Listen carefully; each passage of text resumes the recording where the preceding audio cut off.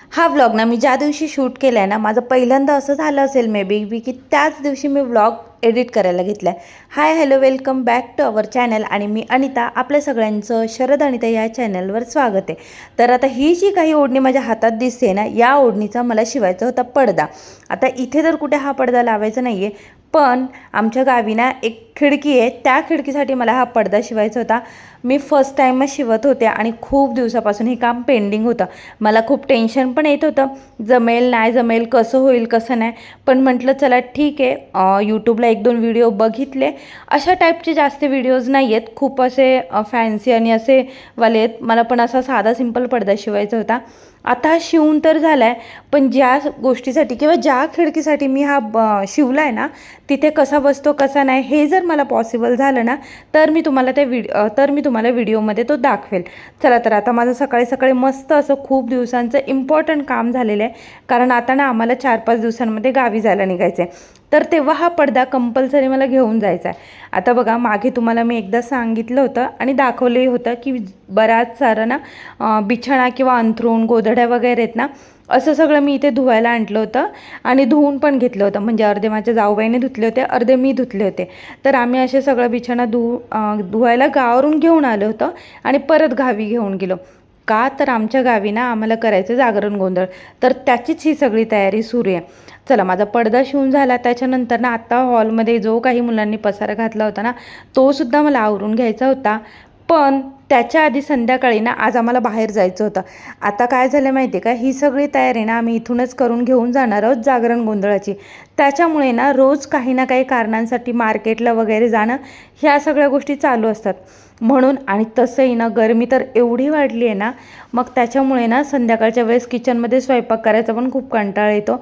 मग म्हटलं चला, दुपारचेच ना 2:15 वगैरे झाले होते. मग म्हटलं दुपारीच थोडी काही स्वयंपाकाची तयारी वगैरे ना ते करून घेऊया. आज शनिवार होता, सो आज जेवणामध्ये व्हेजच बनणार होतं. मग डाळ कुकरला लावून घेतली. भात माझ्याकडे ऑलरेडी होता, म्हणून मग भात करायचा नव्हता. डाळ वगैरे कुकरला लावून घेतली आणि संध्याकाळच्या सुकी भाजी म्हणून मी ना कोबीची भाजी करायची होती. त्याच्यासाठी मी ना चण्याची डाळ भिजायला ठेवली. कारण ना कोबीच्या भाजीमध्ये चण्याची भिजवलेली डाळ घालून जर भाजी केली ना, तर ती भाजी मला स्वतःला खूप आवडते आणि द्वितीलासुद्धा आवडते.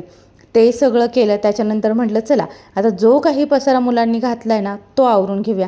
हे ब्लँकेट तर मी सकाळीच घडी करून ठेवलं होतं, पण परत मुलं काही कधी कशातून काहीही खेळ शोधून काढतात. मग त्यांनी खेळण्यासाठी हे ब्लँकेट घेतलं होतं. ते ब्लँकेट घडी वगैरे करून ठेवून दिलं. त्याच्यानंतर माझं गव्हाचं पीठ संपलं होतं. आता मला गव्हाचं दळण करायचं होतं. दळण नव्हतं करायचं, दळण ऑलरेडी मी आधी पण 1-2 व्हिडिओजमध्ये सांगितलेलं आहे की मला ना पूर्ण वर्षभराचं जे काही असेल ना, आई पूर्ण गोणीभराचं दळण वगैरे सगळं करून देते. म्हणजे मला देते, माझ्या बहिणीला आणि भाऊजाईला, आम्हाला तिघींनाही देते ती. तर मग त्याच्यामुळे ना दळण वगैरे करण्याचं कधीच मला टेन्शन येत नाही किंवा ते काम मला नसतं. फक्त जे काही गहू असतात ना, गहू ज्वारी जे काही असेल ना, ते काढून घ्यायचं असतं. फक्त एकदा जस्ट चाळण वगैरे मारून घेते, कारण की जर चुकून खराब वगैरे व्हायला लागले किंवा झाले वगैरे असतील तर ते समजण्यासाठी. मग आता म्हटलं चला, गव्हाचं दळण वगैरे काढून घेऊया. तसं आज ह्यावेळेस मी जास्त दळण नव्हते करणार, फक्त 4-5 किलोंचंच दळण करणार होते. कारण म्हटलं परत 4-5 दिवसांसाठी आम्ही गावी जाणार आणि मग खूप दिवसांचं पीठ झालं ना, तर ते पीठ पण लवकर खराब होतं. आता बघा, हे सगळं ना साईडला काढलं होतं मी दळण काढण्यासाठी, म्हणजे गहू काढून घेण्यासाठी. तर हे जे काही दिवाण आहेत ना, त्याच्या ना मागे पुढे म्हणजे दर 8 दिवसाला जरी झाडलं ना, तरी एवढा असाच पसारा आणि कचरा झालेला असतो. मग म्हटलं चला, आता योगायोगाने हे दळण काढण्यासाठी सरकवलेलं आहे ना, त्यावेळेस मी इथे झाडू मारूनच घेते. म्हणजे तो पसाराही कमी होतो आणि जिकडे काही धूळ वगैरे झालेली असते ना, ते पण सगळं साफ होऊन जातं. म्हणजे खूप अशी जास्त धूळ ना जमा होत नाही. आणि ना मुलांना सुट्टी लागायच्या आधी ना मी खूप प्लॅनिंग केलं होतं. म्हणजे तेव्हापासून मला घराची डीप क्लिनिंग आणि असं बरंच काय काय करायचं होतं. पण खरं सांगू का, जेव्हापासून मुलांना सुट्टी लागली आहे ना, मुलं दिवसभर एवढा घरामध्ये गोंधळ पसारा खेळणं एवढं काय काय सुरू असतं ना, की मला घरातली हीच कामं ना दिवसातून 10 वेळा करावी लागतात. म्हणजे सोफा नीट करणे, घरातला पसारा आवरत राहणे, याच सगळ्या गोष्टी करत राहतात. त्याच्यामुळे जे काही डीप क्लिनिंग वगैरे करायचं आहे ना, तो काही मुहूर्त निघत नाही आहे. बघूया आता, जेव्हा होईल तेव्हा ते होईल. आता मी ठरवले गावावरून आल्यानंतर हळूहळू एक एक गोष्ट साफ करायला घ्यायची.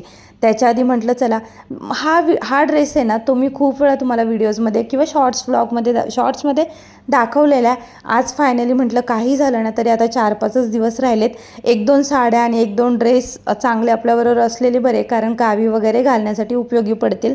म्हणून मग हा ड्रेस पीसचं अस्तर मी बऱ्याच दिवसापासून आणून ठेवलं होतं. फायनली आज याला कटिंग करायचा मुहूर्त आला. अस्तर वगैरे कटिंग करून झालं. त्याच्यानंतर ना आम्हाला मार्केटला जायचं होतं, तर मार्केटला गेलो. काही जागरण गोंधळासाठी काही जे पूजेचं सामान असतं ना ते सगळं घ्यायचं होतं. आता तिथे तर काही शूट नाही केलं, कारण मिस्टरांची थोडी चिडचिड झाली आणि माझं असं बऱ्याचदा होतं की जेव्हा काही इम्पॉर्टंट गोष्ट असेल किंवा बऱ्याचदा मी विसरून जाते बाहेर गेले की शूट वगैरे करण्याच्या नादात.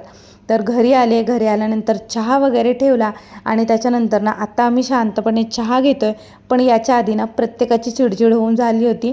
म्हणजे हर्षचा ना 1 आठवड्यापासून क्रिकेट क्लास काही ना काही कारणामुळे त्याला सुट्टी मिळते, त्याच्यामुळे तो खूप नर्वस झाला होता आणि एवढी फी भरून क्लास होत नाही आहे म्हणून त्याचे पप्पाही खूप चिडले होते. ऑफकोर्स तो क्लास ते सर जे आहेत ना ते कवर करून घेतील, पण प्रॉब्लेम असा आहे की आता या आठवड्यामध्ये त्याला पूर्ण आठवड्याभर क्लासकडून सुट्टी मिळाली आणि पुढच्या आठवड्यामध्ये आम्ही गावी जाणार, म्हणून 4-5 दिवस पुन्हा त्याचा क्लास मिस होणार. त्याच्यामुळे आम्हाला थोडीशी तिथे चिडचिड होत होती. त्याच्यानंतर घरामध्ये ना मुलांनी खूप परत पसारा केला होता संध्याकाळच्या वेळेस.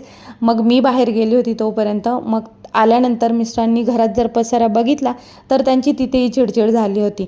ते सगळं झालं, थोडीशी शांतता झाली, सगळ्यांनी मस्त चहा वगैरे घेतला आणि त्याच्यानंतर ना चहा वगैरे घेत होतो तेवढ्यातच माझं एक पार्सल आलं होतं.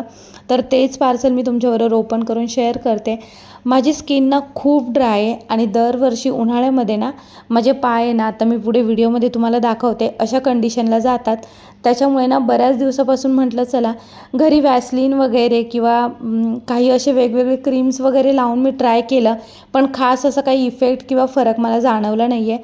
पण काही रील्समध्ये किंवा मग असं गुगलला वगैरे सर्च करून ना मला या स्पा जेल सॉक्सबद्दल समजलं होतं. म्हटलं चला ट्राय करून बघूया. 205ला मला हे मिळाले होते, डिलेवरी चार्जेस वगैरे इन्क्लूड करून.